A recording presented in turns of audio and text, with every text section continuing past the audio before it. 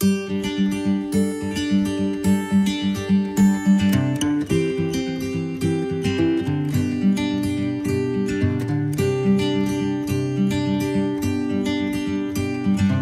सभी को नमस्कार। मैं मास्टर मनोज पवार आपका हार्दिक स्वागत करता हूं। प्यारे बच्चों, आप अपने स्कूल को, अपनी कक्षाओं को मिस कर रहे होंगे और कक्षाओं से संबंधित ही हम बात लेते हैं कि आप अपने दोस्तों को, अपने सहपाठियों को जो आपके पास बैठ के पढ़ते थे उनको बहुत मिस कर रहे होंगे।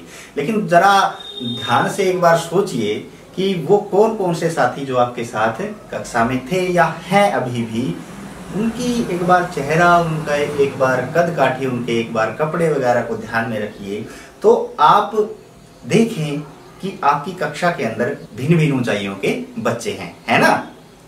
अभी भी हैं, वो स्कूल नहीं आ रहे हैं तो कोई बात नहीं है, कुछ दिन बाद जब लॉकडाउन खुलेगा तो वो आ जाएंगे।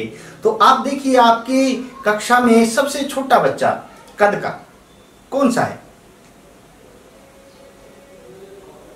फिर उससे ऊपर वाला सोचिए कि उससे थोड़ी सी ऊंचाई का बाकी सबसे कम, फिर आगे आगे ऐसे बढ़ते जाइए और फिर सोचिए कि सबसे लंबा बच्चा, वो लड़का लड़की कोई भी हो सकता है, कौन सा होगा? तो भिन्न भिन्न ऊंचाइयों के बच्चे आपकी कक्षा में हैं, है ना? अब हम घर में रहते हैं, बाहर रहते हैं, स्कूल में रहते हैं, आप पर्यावरण में देखते हैं कि क्या हर रोज एक जैसा तापमान रहता है? कभी तापमान कम हो जाता है, कभी ज्यादा हो जाता है, कभी बारिश आ जाती है, कभी बिल्कुल गर्मी होती है, कभी हमें ठंड लगनी शुरू होती है। तो तापमान भी क्या होता है? अलग अलग होता है, ठीक है? कभी गर्मी कभी सर्दी, तापमान तो बदलता रहता है, अलग अलग तापमान हमारे सामने होता है। और आप कभी मिठाई की दुकानों में गए हैं? मिठाई की दुकान गए हैं ना? हाँ, क्या देखा वहां पे? लड्डू, बर्फी और जलेबी, बहुत सारी मिठाइयाँ हमारे पास वहाँ पे होती हैं, देखा है ना? और दुकानदार उनको अच्छे से सजा के रखते हैं ना? तो मिठाइयाँ भी आपको अच्छे से पता है, आप दुकान में भी गए होंगे, आम परचून की दुकान में आपने देखा होगा क्या क्या सामान वहाँ पे मिलता है। वहाँ पे हमें टॉफियाँ भी मिलती हैं, वहाँ पे हमें किंडर जॉय भी मिलते हैं, जेम्स की गोलियाँ भी मिलती हैं, वहाँ पे बुक्स भी मिलती, किताबें भी मिलती हैं, कॉपियाँ भी मिलती हैं, पेन भी मिलते हैं और घर से संबंधित बहुत सारी चीजें हमें मिल जाती हैं। आपने अभी पिछली कक्षा में पेपर दिए थे ना? आपको हिंदी में अलग अंक मिले होंगे, गणित में अलग मिले होंगे, विज्ञान में अलग मिले होंगे या किसी सब्जेक्ट में इकट्ठे भी मिले होंगे। आप सोचिए और ध्यान देके ये बात लिखिए अपनी कॉपी के ऊपर कि किस विषय में आपको कितने अंक मिले हैं, लिखिए। आशा है आपने लिख लिए होंगे।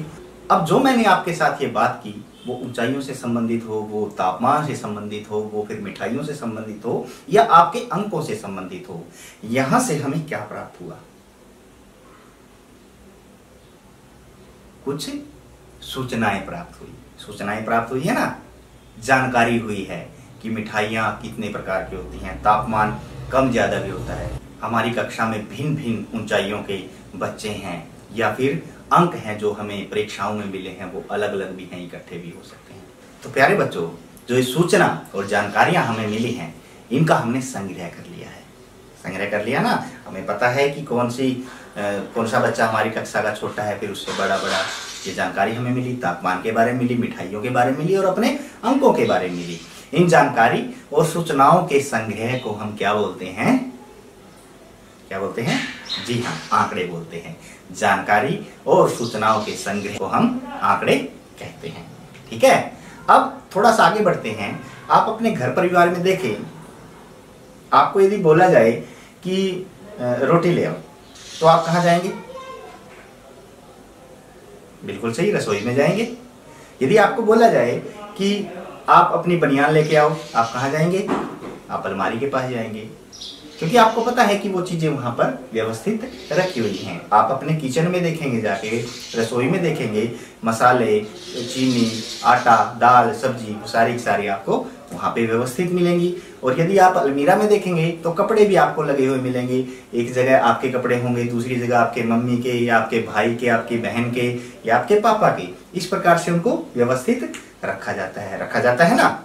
यहाँ तक कि आप अपने बैग के अंदर जब अपनी किताबें और अपनी कॉपियां रखते हैं तो वो भी व्यवस्थित रखते हैं। आपको पता है कि यहाँ पे इस विषय की पुस्तक है और इस साइड कौन से इसकी कॉपी है, पेन कहाँ रखा है, पेंसिल कहाँ रखी है, उसको हम व्यवस्थित करते हैं ना। अभी हम दुकान के अंदर जाते हैं, दुकान के अंदर भी आप देखिए कि यदि मिठाइयों की दुकान में हम गए, मिठाइयाँ हमारे पास बर्फी अलग होती हैं, लड्डू अलग, जलेबी अलग, हर मिठाई अलग अलग होती है। यदि उनको मिक्स करके रख दें, एक में ही जलेबी भी, लड्डू भी, बर्फी भी, रसमलाई भी, रसगुल्ले भी, हर चीज रख दें तो क्या होगा? मुसीबत होगी ना, दुकानदार को भी होगी उनमें छांटने में, तो वो अलग अलग रखता है। उसके बाद यदि आप परचून की दुकान में गए होंगे तो आपने देखा होगा कि दुकानदार को पता है कि दाल कहाँ रखी है, चीनी कहाँ रखी है और टॉफियाँ कहाँ रखी हैं, बिस्किट कहाँ रखे हैं, पता है ना उनको। और यदि कपड़े की दुकान में हम जाते हैं, हम अपने लिए कपड़ा लेते हैं तो वो पहले पूछता है बच्चों के चाहिए, बड़ों के चाहिए, पैंट चाहिए, शर्ट चाहिए, टी शर्ट चाहिए, बनियान चाहिए, वो हर चीज पूछता है, क्योंकि उसी के अनुसार उसने कपड़े व्यवस्थित रखे हुए होते हैं। और वो कपड़े व्यवस्थित रखता है साइज के अनुसार भी। जैसे मैं मोटा हूं तो मेरे जैसे मान लो जो बड़े कपड़े हैं, एक्सेल साइज के कपड़े हैं, वो अलग रखे होंगे। कोई पतला है तो उसके कपड़े अलग रखे होंगे। और यदि कोई ग्राहक उनके पास आता है तो उसी अनुसार वो देख करके कितने साइज का या उससे पूछ करके कितने साइज का आपको आता है, वहीं से वो निकाल के देता है। और उसी अनुसार वो अपनी मांग भी करता है। मांग का मतलब समझते हैं ना, कि यदि उसके पास एक्सेल साइज के या एल साइज के कपड़े खत्म हो गए तो एल साइज के ही मंगवाएगा या एक्सेल साइज के ही मंगवाएगा, क्योंकि जो कपड़े उसके पास अभी दुकान में हैं वो आगे शायद वो ना मंगवाए।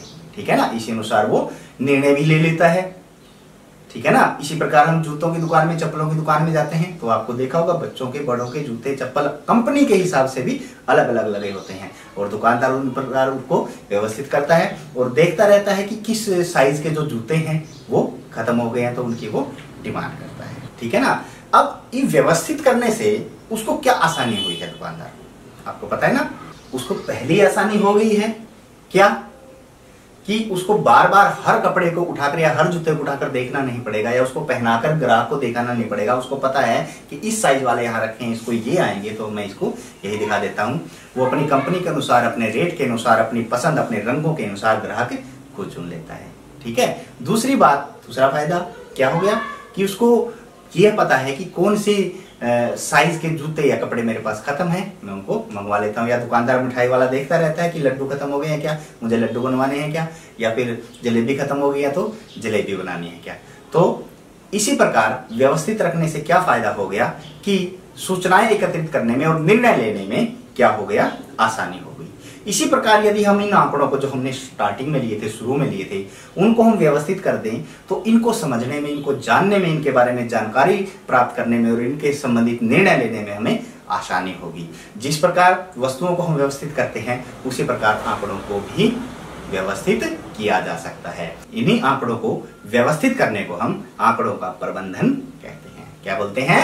आंकड़ों का प्रबंधन। तो आज हम आंकड़ों के प्रबंधन के विषय में ही कुछ गतिविधियां बच्चों के साथ करेंगे। आप सभी भी तैयार हैं? आप सभी भी साथ में करते रहें, क्योंकि बहुत ही मनोरंजक गतिविधियां ये आपके सामने होने वाली हैं। तो देखिए, आज हमारे साथ हैं ओजस और ऋषभ। आप सभी को नमस्कार। ओजस और ऋषभ, आज आपके साथ हम खेल खेलेंगे। क्या आप दोनों तैयार हैं? हाँ। तैयार हैं? हाँ। तो आप दोनों देख रहे हैं नीचे आपके सामने ही बोर्ड के ऊपर कुछ गोलियां रखी हुई हैं। किसकी गोलियां हैं ये? जेम्स की गोलियां हैं। जेम्स की गोलियां देखकर मुंह में पानी आया? नहीं आया। खाने का मन कर रहा है? खाने का मन कर रहा है? किसका कर रहा है? ओजस का नहीं कर रहा क्या? नहीं कर रहा है। कोई बात नहीं ऋषभ बेटा, ये खाने को भी मिलेगी आपको, क्योंकि ये आपके लिए ही है। लेकिन उससे पहले हम एक खेल इनसे खेलेंगे। आप दोनों तैयार हैं खेलने के लिए? तैयार हैं ऋषभ? तो ओजस और ऋषभ, आपके पास जो ये कुछ रंगों की गोलियां, जिसको जेम्स की गोलियां बोला जाता है, रखी हुई हैं, इसमें कितने रंग आपको दिखाई दे रहे हैं?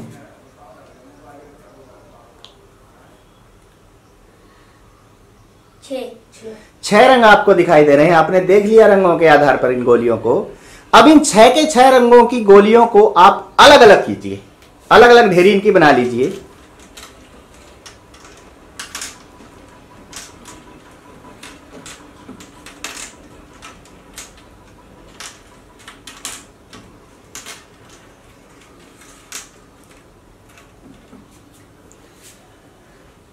आपने अलग अलग ढेरी इनकी बना ली। 3 ढेरियां ओजस की तरफ हैं, 3 ढेरियां ऋषभ की तरफ है। ठीक है, तो अब हम इन ढेरियों में जो गोलियां दे रखी हैं उनको गिनेंगे, लेकिन किस प्रकार गिनेंगे ताकि हम भूल ना जाएं। हमें इस प्रकार गिनना है कि हम भूल ना जाएं। किस प्रकार गिनना है देखें तो आप देखिए, ओजस और ऋषभ बोर्ड के ऊपर आपकी गोलियों के नाम लिखे हुए हैं। किस रंग की गोलियां हैं? आपको टैली मार्क्स बनाने आते हैं? हाँ। जिस प्रकार हम जोड़ या घटा छोटी कक्षाओं में करते हैं, क्या लगाकर? डंडे या फिर टैली लगाकर। ठीक है, तो अब आपको करना है, मान लो कि आपको एक गोली गिननी है, तो एक गोली अलग करके उस रंग की वहां पे टैली लगा देंगे, फिर दूसरी गोली अलग करके टैली लगा देंगे, फिर तीसरी गोलियां अलग कर करके आपको टैली लगानी है। ठीक है, चलो शुरू हो जाओ, अपनी अपनी गोलियों को टैली लगाएं।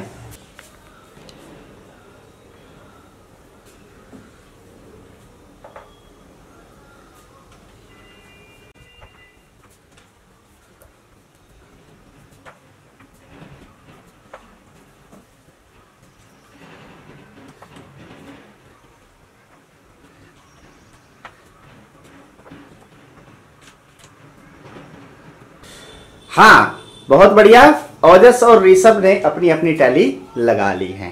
ठीक है, अब जो टैली है वो दोनों ने लगाई तो बराबर है, लेकिन टैली लगाने का तरीका ऋषभ का अलग है, आपका अलग है। तो ऋषभ, आपकी टैली अलग है और ओजस द्वारा लगाई गई टैली अलग है। तो सबसे पहले तो मैं ऋषभ आपसे ही पूछूंगा, बेटा आपने ऐसे टैली क्यों लगाया? क्योंकि मैंने इनके ग्रुप लगा लिए। तो कितने का ग्रुप बनाया आपने? ये 5 का। 5 का एक ग्रुप बनाया है। 5 का ग्रुप क्यों बनाया है आपने? क्योंकि ऐसे जल्दी गिन सकते हैं। 5 10। कितने हैं वो? दोबारा गिन के बताना मुझे। 12 है। कैसे गिने? ये 5 है और ये 5 है, इनको 10 बना देंगे। हाँ, तो ये बाकी 2 बच गए। बाकी 2 बच गए, 12 है। ओजस, आपने सीधे ऐसे ही क्यों लिखे इन टैलियों को? मैंने इनके लिए एक टैली लगाई है। प्रत्येक के लिए एक टैली लगाई है। हाँ। तो वैसे तो प्रत्येक आपके पास नीचे भी तो थे, आप वहां से भी गिन सकते हैं। टैली लगाने की जरूरत क्यों पड़ी? हम यहीं से गिन के टैली लगा रहे थे। हाँ, गिन के ही टैली लगा रहे थे, लेकिन टैली लगाने की जरूरत क्यों होती है? उनसे जल्दी पता चलता है कि ये कितने नंबर है। हाँ, जल्दी पता चलता है कि कितने नंबर हैं। लेकिन आपने जिस प्रकार टैली लगाई है उसी प्रकार के तो आपके पास गोलियां भी रखी हुई हैं, आप वहां से भी गिन सकते हैं। अब टैली को गिन के बताएं मुझे, गुलाबी कितने हैं गिन के बताएं। 6। आपने कैसे गिना बताएं? मेरे को ये पहले ही याद थी गोलियां। नहीं याद थी? अच्छा, याद वाली नहीं। जैसे ऋषभ ने अभी जल्दी जल्दी गिन के बताया कि उसने 5 के जोड़े बना लिए थे। यदि आप भी 5 के जोड़े बना लेते तो आपको भी ऐसे सिंगल गिनने की जरूरत नहीं होती। जोड़ों में सीधा हम 5 को एक ग्रुप के रूप में ले लेते। ठीक है ना? तो ऋषभ ने बहुत अच्छे से किया, इसके लिए क्लैप करो। प्यारे बच्चों, टैली या मिलान चिन्ह से संबंधित कुछ बातें मैं आपको बता रहा हूं। यहाँ पे हमारे पास यदि अंक 1 है, 2 है, 3 है, 4 है, 5 है, 6 है, 7 है या 0 भी है, उसके लिए हमें टैली या मिलान चिन्ह कैसे लगाने हैं? मिलान चिन्ह, क्योंकि ये एक अहम कड़ी है बारंबारता बंटन सारणी बनाने में। हम 1 से शुरू करते हैं तो एक डंडा जिस प्रकार हम लेते हैं हमें उसी प्रकार बनाना है। 2 को 2 डंडे हमें लेने हैं, 3 के लिए 3 डंडे और 4 के लिए 4 डंडे। अब 5 के लिए 5 डंडे हमें नहीं लेने हैं, क्योंकि यदि हम इसी प्रकार डंडे लगाते रहे, टैली लगाते रहे, तो उसमें फर्क क्या रह जाए कि इन चीजों को हम गिन रहे हैं। एक तो एक एक करके गिन रहे हैं, ये भी एक एक करके ही हमें गिनने पड़ेंगे। तो उसके लिए जो हमारे पूर्वज हैं टैलियों का इस्तेमाल करते थे, और वो 5 के लिए एक अलग से कि 5 को एक जोड़े के रूप में वो रखते थे, ताकि सीधा से देखने में समझ आ जाए कि हमारे पास 5 है। ठीक है ना? तो इसको हमें हमेशा एक तिरछा कट देना है 5वें के रूप में। और 6, 1 2 3 4 5, फिर 6, फिर 7 भी 1 2 3 4 5 और 6 7 इस प्रकार। यदि मुझे 12 लिखना होगा तो 12 मैं कैसे लिखूंगा? 1 2 3 4 5 6 7 8 9 10 11 12 12 इस प्रकार लिखा जाएगा। तो हमें देखते ही मैं समझ रहा हूं 5 और 5 10 और 2 12 है। एक एक टैली हमें गिननी नहीं पड़ी है, इसलिए टैली का प्रयोग करने से वो जल्दी उसको चीजों को गिन सकते थे हमारे पूर्वज। ठीक है। और जीरो के लिए हम देखते हैं, जीरो में हमारे पास गिनने को कुछ है ही नहीं है। जीरो का मतलब होता है एक भी नहीं, तो हमारे पास यहाँ कोई टैली नहीं आएगी, कोई मिलान चिन्ह नहीं आएगा। ठीक है, आशा है समझ गए होंगे। अब इस गेम को आगे देखिए। ओजस, अब आप 5 के ग्रुप बना के टैली लगा सकते हैं, लगा के दिखाएं। गुलाबी को इसी प्रकार, गुलाबी देखें पहले कितनी है।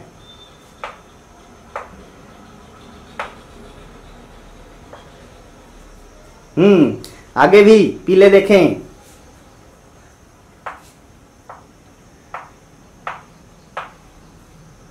संतरी भी।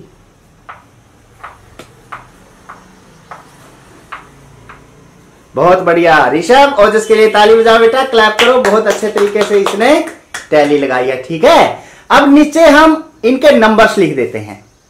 टैली को गिन के नंबर्स लिखो नीचे, कितने गुलाबी हैं आपके, कितने पीले या कितने लाल हैं जामुनी, इनके नीचे नंबर्स लिख दो।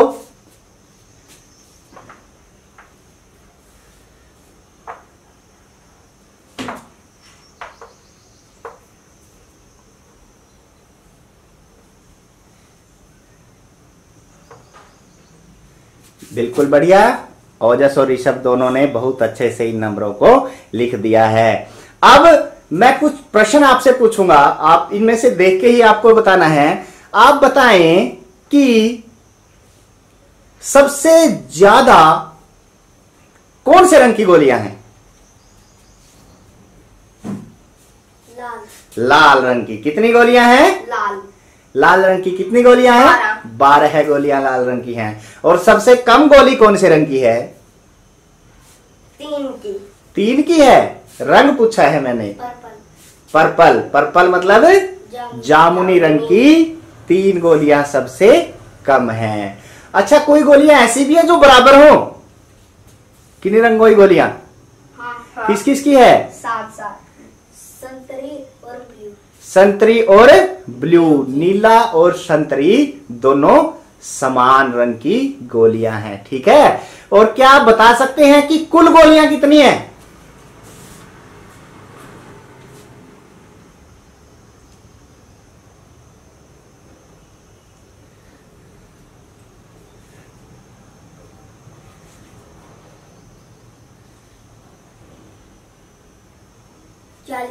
कितनी है? 40। इसने सही बताया, क्लैप करो ऋषभ के लिए। बहुत बढ़िया। 40 कैसे निकाला ऋषभ? कैसे निकाला? इनको प्लस कर दिया। इन सभी का प्लस कर दिया, इन सभी को जोड़ कर दिया। और जैसे आपने नहीं किया था, ये ऐसे ऐसे कर रहा था उंगलियों से। और आप?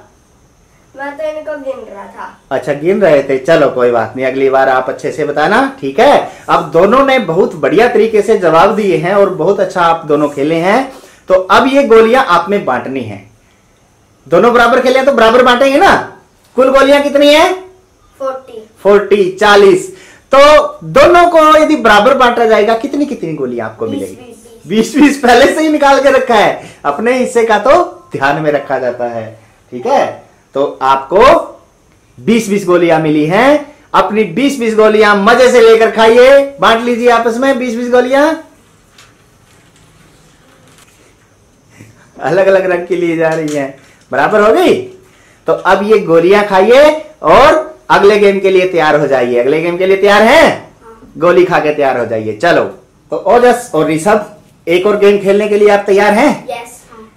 ओजस, आपके हाथ में क्या है? डाइस। डाइस है। डाइस पासा है। उस पासे से अब हम एक गेम खेलेंगे। ओजस, आप पासे को आपके जो सामने बोर्ड दिया गया है नीचे, व्हाइट बोर्ड, उसके ऊपर फेंकेंगे और जो नंबर आता जाएगा ऋषभ, आप उसको बोर्ड के ऊपर लिखेंगे। ठीक है, करें शुरुआत? चलें फिर। 5 आया है। चलें। 1। और मेरा सभी दर्शकों से अनुरोध है कि वो भी कॉपी पेन के साथ इसको लिखें, बिल्कुल लिखें। ठीक है, चलें। 6 6 6 1 1 2 1 5 4 6 5 एक रह गया 6 2 4 आशा है कि आपने भी ये लिख लिए होंगे। अब हम एक सारणी बनाएंगे। देखते हैं आप हमसे पहले बनाएंगे, हम आपसे पहले बनाएंगे। तो करें शुरू।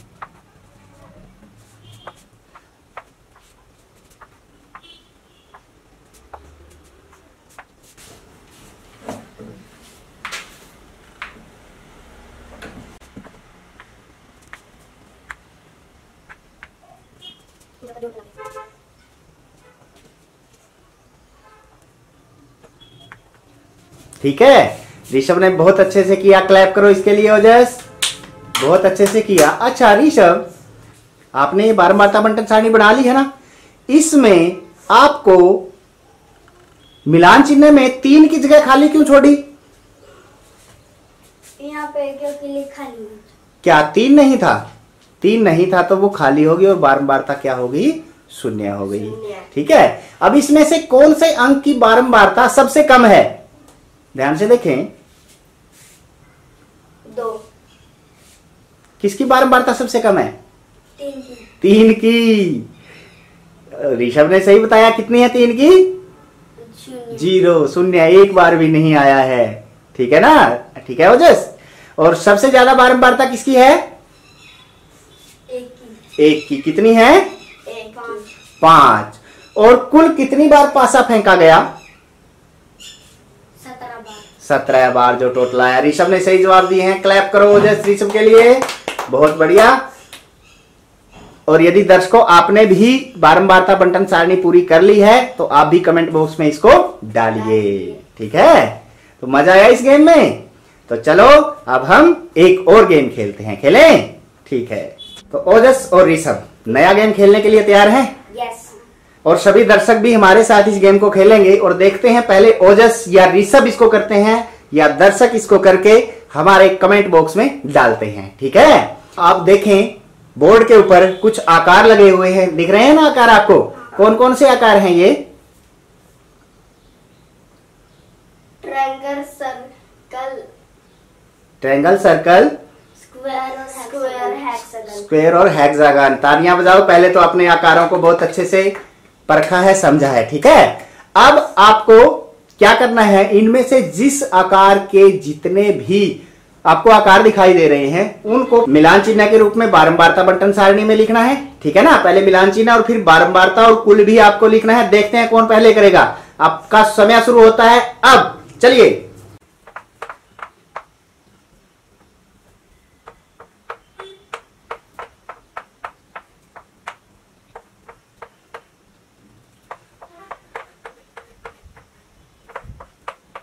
बारंबारता लिखें फटाफट। बारंबारता भी लिखनी है।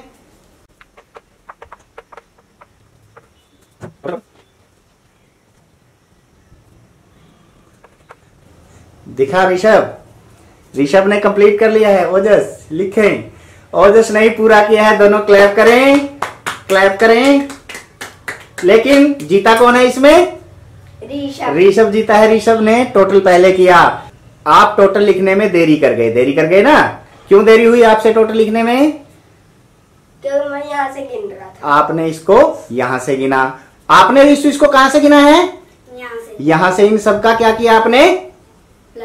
प्लस कर दिया। और आप एक एक गिनते रहे। गिनने के दो तरीके हैं, लेकिन जो ऋषभ ने किया वो सरल तरीका है, वो जल्दी हो जाता है। ठीक है ना?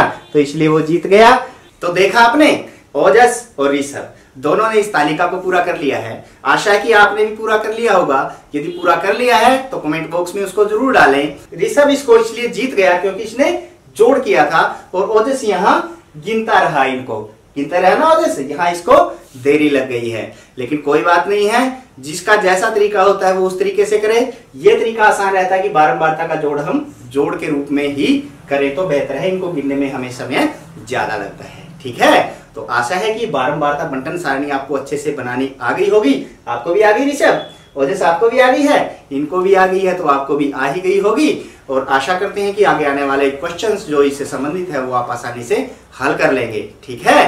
अब आपके लिए एक और पजल इस वीडियो के एंड में आपको दिखाई देगी। पहले वो पजल मैं थोड़ी सी समझाऊंगा, उसके बाद आपको पूरी करके कमेंट बॉक्स में डालनी है। तो देखिए ये पजल। तो प्यारे बच्चों और दर्शकों, आपके लिए एक टास्क आज मैं यहाँ पे छोड़ के जा रहा हूं और ये टास्क आपको पूरा करके, ये काम आपको पूरा करके कमेंट बॉक्स में डालना है। देखते हैं सबसे पहले कौन डालेगा।